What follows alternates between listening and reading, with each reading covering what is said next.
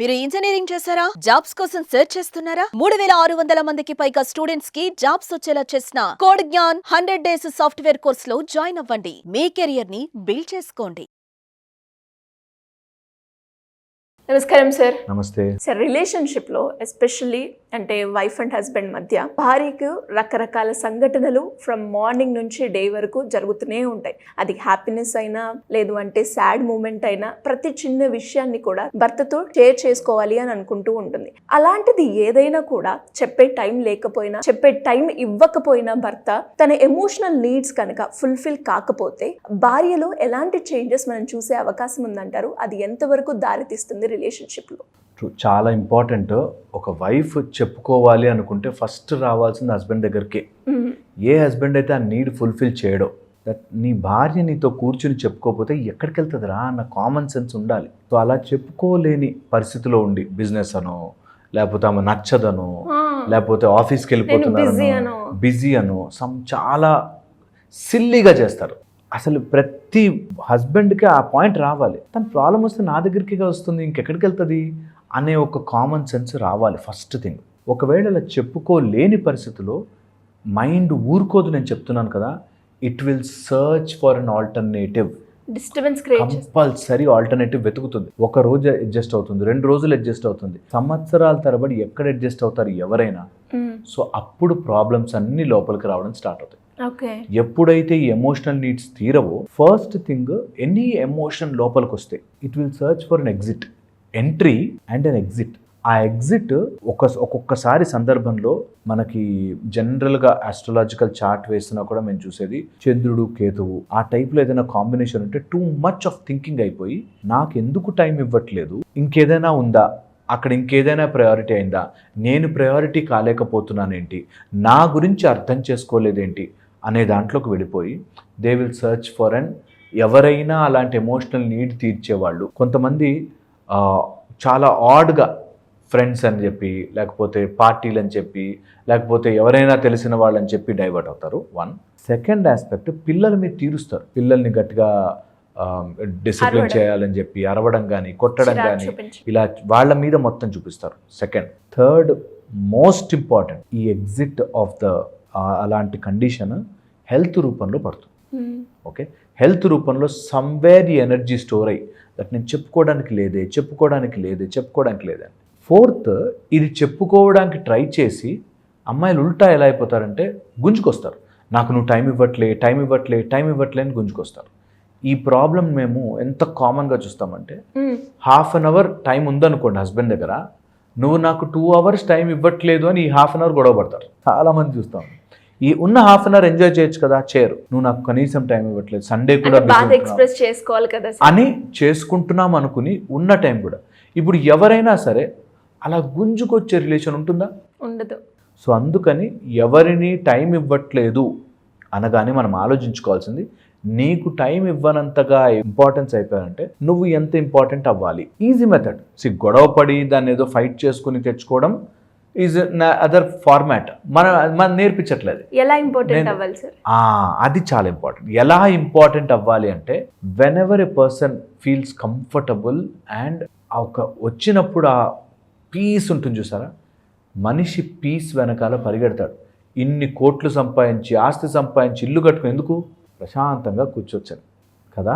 Worst part is అలా కూర్చోలేడు మనిషి. ఒకసారి ఆ చక్రంలో పడ్డాక ట్రెడ్మిల్ మీద ఎక్కినట్టుగా అది తిరుగుతూనే ఉంటుంది, స్టాప్ బటన్ ఉండదు. సో అందుకని ఆ పీస్ ఇవ్వగలగడం, నా దగ్గరకు వస్తే నీకు బాగుంటుంది అనే ఫీలింగ్ వస్తే వాడు ఎగిరెగిరి వస్తాడు. ప్రశాంతత, పీస్ ఆఫ్ మైండ్ ఇవ్వగలగాలి. One. Second, maybe universal backward law అంటారు దీన్ని. మనం ఎంత ట్రై చేయకుండా ఉంటామో అంత దగ్గరకు వస్తుంది. నిజము కూడా ఇది. అందుకని ఆయన టైం ఇవ్వలేదు కంటే నీ ఎమోషనల్ నీడ్ బయట వెతకకూడదు. ఎమోషన్ నేను I will find my time, I will find my emotional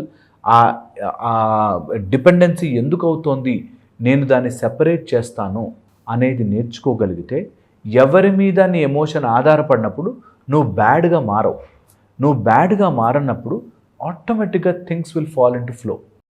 ఎలా సార్ అంటే ఆధారపడకుండా మనం ఉండాలి అంటే ఫస్ట్ ఆ ఎమోషన్ ఎలా క్రియేట్ అవుతుందో చూడాలి.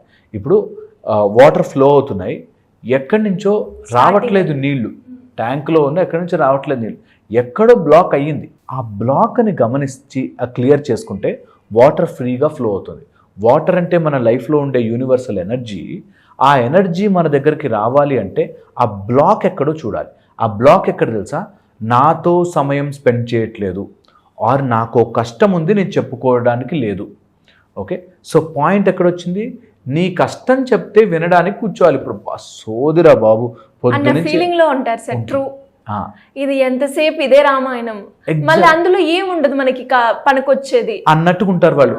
నేనేమో డబ్బు సంపాదించాలి, ఇల్లు బాగుండాలి, ఇటు తిరుగుతున్నాను, ఈ సేపు మా అమ్మ ఎట్లా అంటుంది, మా నాన్న ఎట్లా అంటారు, లేకపోతే ఈరోజు పొద్దు నుంచి ఇలా అన్నారు, ఇందులోనే ఉన్నారే. Because these two are differently operating. మనుషులు, మగవాళ్ళు ఒకలాగా, ఆడవాళ్ళు ఒకలాగా ఆపరేట్ చేస్తున్నారు. సో అందుకని ఆ రెండిటికి మిస్ మ్యాచ్ అయినప్పుడే ప్రాబ్లం. సో ఏం చేయొచ్చు? Easy method. ఓకే, అది ఆ ప్యాటర్న్ ఆఫ్ బ్రెయిన్. నేను ఆయనలాగా మారినప్పుడు ఆయన నాలా మారలేడు కదా అనే ఫస్ట్ అండర్స్టాండింగ్ రావాలి. Point very important. నువ్వు ఇప్పుడు అలా ఆలోచించక మానే అంటే మనం వెంటనే అవునా అని మారలేం. కానీ ఆయన మాత్రం నాతో టైం ఇచ్చేయి అనగానే ఇచ్చేయాలి అనే ఏదో బ్లాక్ ఉంటుంది. ఆ బ్లాక్ని తీయడం వల్ల ఏంటి లాభం? నేనే తీసుకోవాలి, ఎప్పుడు నేనే కాంప్రమైజ్ అవ్వాలా అనే ఐడియాతో ఎప్పుడూ కాంప్రమైజ్ అవ్వద్దు. ఫ్రీ ఫ్లో అవ్వాలి, లెట్ ఇట్ ఫ్లో.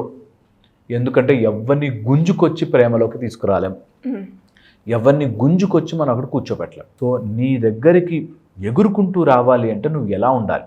ఫిజికల్గా, మెంటల్గా, ఎమోషనల్గా ఎంత బ్యూటిఫుల్లీ ఎనర్జీ ఫ్లో అవ్వాలంటే అని మనుషులంతా అయస్కాంతం. Your heart is a magnet, అలా గుంజుకొస్తుంది పబ్లిక్. అనాహత చక్రం అనేది ప్రేమ, ఇట్లా వెదజల్లాలి ప్రేమని. యూ షుడ్ జస్ట్ అట్లా బయటకు వదులుతూ ఉంటే ఆటోమేటిక్గా వస్తారు. You will not believe. నేను ప్రేమిస్తూనే ఉన్నాను అన్నాడంటే నువ్వు ప్రేమ కాదు.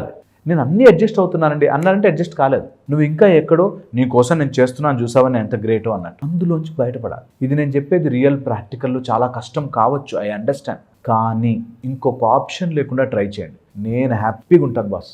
ఆయన ఉన్నా లేకపోయినా తెలిసినా నా తల్లిదండ్రులనే వదులుకుని ఇక్కడ దాకా వచ్చిందాన్ని.